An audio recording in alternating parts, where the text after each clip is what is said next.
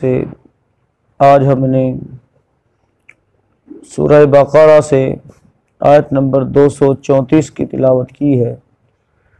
دعا ہے اللہ رب العالمین سے اللہ تعالی ہمیں اس آیت کا معنی مفہوم سمجھنے کی توفیق عطا فرمائے۔ اس سے قبل جو سبق ہم نے پڑھے اس میں نکاح، طلاق، خلا، اس کے احکام و مسائل اور اسی طرح سے رضاعت کے متعلق یعنی بچوں کے حقوق کیا ہے، رضاعت کے احکام و مسائل یہ ہم نے تفصیل کے ساتھ پڑھے۔ رضاعت سے متعلق دودھ پلانا، دودھ پلوانا چھوٹے بچوں کو، اور یہ ان کا بنیادی حق ہے۔ دودھ ماں خود پلائے سب سے اچھا ہے، یا کسی اور عورت کا پلوایا جائے وہ بھی ٹھیک ہے، دونوں طرح سے جائز ہے۔ لیکن ایک بات یاد رکھیں، رضاعت جو ہے یہ بچپن کے اندر ثابت ہوتی ہے۔ دودھ پینے کی جو مدت ہے اس دوران اگر کسی عورت کا دودھ کوئی بچہ 5 مرتبہ کم از کم خوب سیر ہو کر پی لیتا ہے تو اس سے رضاعت ثابت ہو جائے گی۔ اس سے کم یا ایک آدھ مرتبہ جو ہے وہ پینے سے رضاعت ثابت نہیں ہوگی۔ اور اسی طرح سے رضاعت کبیر یعنی کسی بڑے بندے کی، یا عام طور پر گھروں میں بچے جو ہے لے پالک جسے کہتے ہیں وہ پالے ہوتے ہیں، تو ایسے میں ان کی رضاعت بھی ثابت نہیں ہوگی، اور نہ ہی منہ بولا بیٹا یا لے پالک بیٹا حقیقی بیٹے کی مانند ہو سکتا ہے۔ اسی طرح سے وہ جو حرمت کا معاملہ ہے جو رضاعت کے ذریعے ہوتی ہے وہ لے پالک کے ذریعے نہیں ہوتی۔ تو آج کا جو ہمارا سبق ہے اس میں ان عورتوں کا بیان یا ان عورتوں کی عدت کا بیان ہے جن کے خاوند فوت ہو جاتے ہیں، وہ کتنا عرصہ اپنے آپ کو روک کے رکھیں گی۔ تو اس حوالے سے پہلے ترجمہ دیکھیں گے۔ فرمایا والذین، اور وہ لوگ جو یتوفون فوت کیے جائیں، منکم تم میں سے،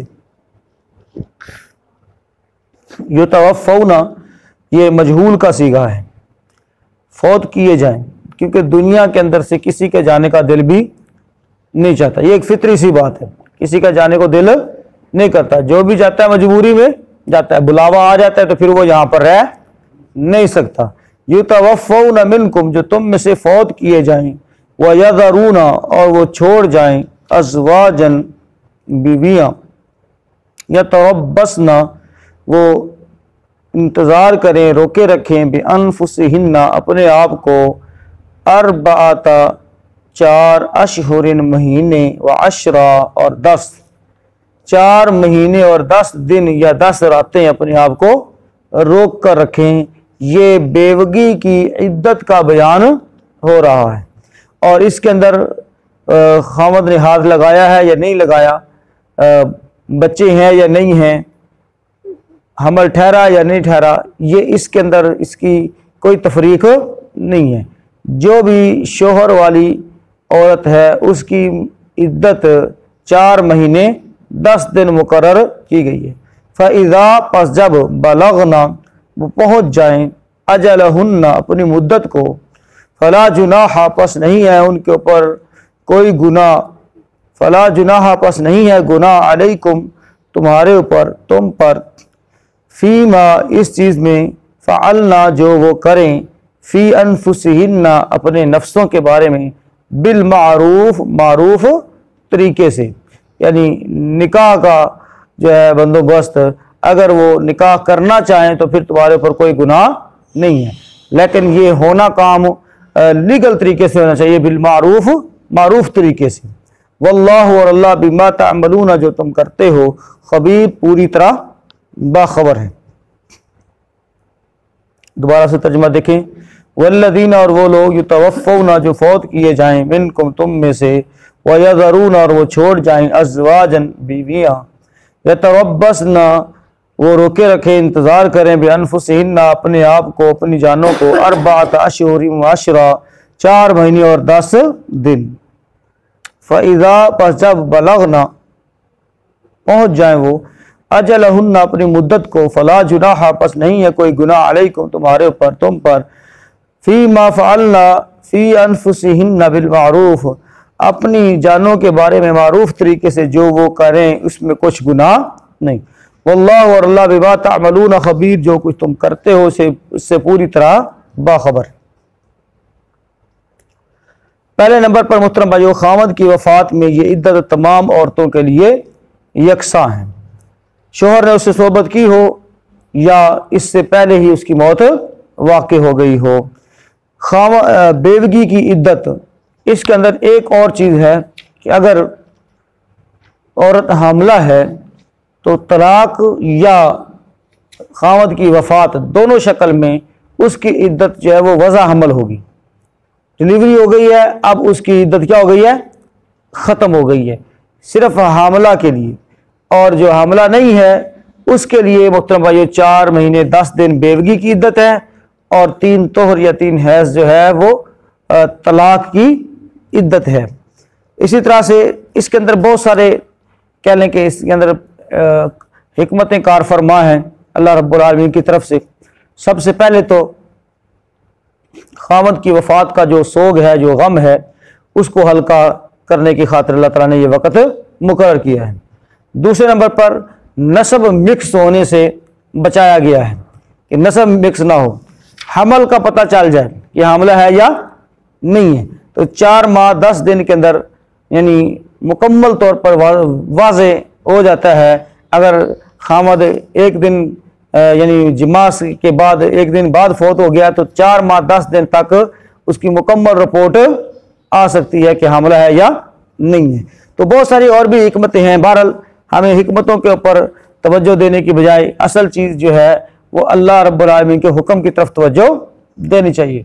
हिकमतें और फ़वाइद जो है वो साथ साथ अल्लाह रब्बुल आलमीन अता फरमाते रहेंगे। तो इसके बाद मुहतरम भाइयों, इसके अंदर ये भी चीज़ है कि ये इद्दत सब औरतों ने गुजारनी है, वो खा उम्र के किसी भी हिस्से के अंदर हो, अगरचे बहुत ज़ईफ़ुल उम्र बूढ़ी क्यों ना हो गई हो, तब भी वो इद्दत की पाबंद होंगी।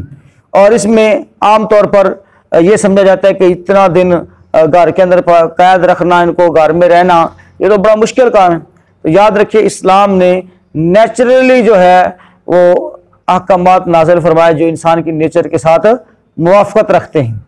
इससे इस्लाम से कबल जो है वो साल साल की इद्दत भी बाद शरीयतों के अंदर रही है। अब साल ज़्यादा है या 4 महीने 10 दिन ज़्यादा है? साल ज़्यादा है ना, साफ ज़ाहिर है। तो इस्लाम ने जो है अल्हम्दुलिल्लाह उस जो बेजा पाबंदियाँ थी और जो बहुत लंबा पीरियड था उसको क्या कर दिया, मुख्तसर कर दिया, और जो चीज़ ज़रूरी थी सिर्फ और सिर्फ उसी को रखा।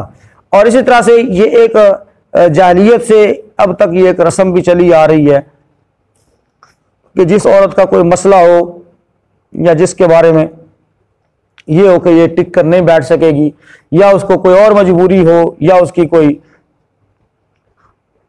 नौकरी जॉब का मसला हो, तो ऐसे में उसकी इद्दत करवाते ही कोई नहीं है। हाँ जी, उसको इद्दत बिठाते ही नहीं है। और कहते क्या हैं कि जब जनाजा उठकर चले तो उस वक्त 40 कदम उसके साथ चल पड़ो तो इद्दत क्या हो गई है, ख़त्म हो गई है। घर से बाहर निकल पड़ो तो इद्दत ख़त्म हो गई। अब इद्दत ना भी बैठे तो कोई गुनाह नहीं है। तो भाइयों, ये जो है रस्म ये दुरुस्त नहीं है, ये नाफरमानी है, सरासर नाफरमानी है। तो 4 माह 10 दिन जो है वो हर औरत के लिए ज़रूरी है। तो इस तरह से साथ चलने से इद्दत ख़त्म नहीं हो जाती।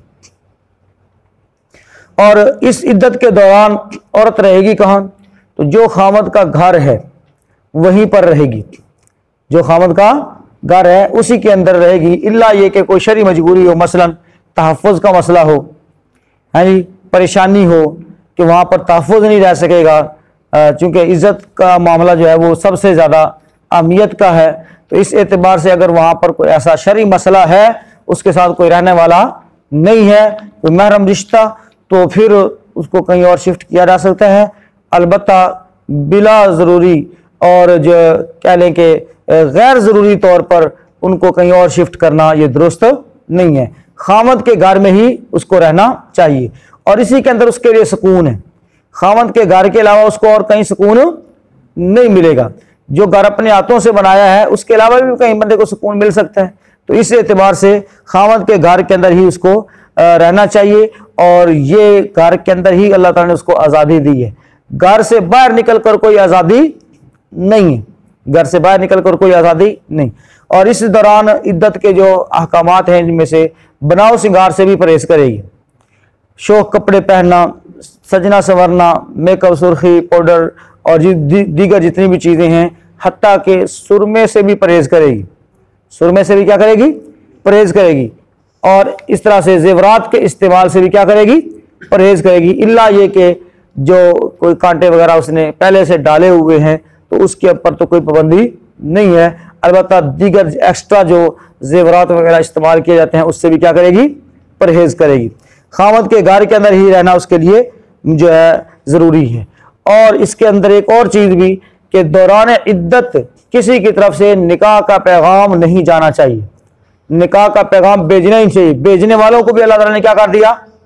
منع کر دیا۔ سمجھ آئی بات کی؟ تو نکاح کا پیغام نہ بھیجنا ہے نہ وصول کرنا ہے۔ اس کے احکامات انشاءاللہ آگے بھی آ رہے ہیں۔ بہرحال یہاں تک جو ہم نے جو پڑھا ہے اس میں اپنے گھر کے اندر رہنا، نکاح عدت کے دوران نکاح حرام ہے، عدت کے دوران جو ہے زیب و زینت حرام ہے، عدت کے دوران اپنے گھر سے نکلنا، خاوند کے گھر سے نکلنا یہ درست نہیں ہے، اسی گھر کے اندر رہنا، یہ عدت کے احکامات ہیں۔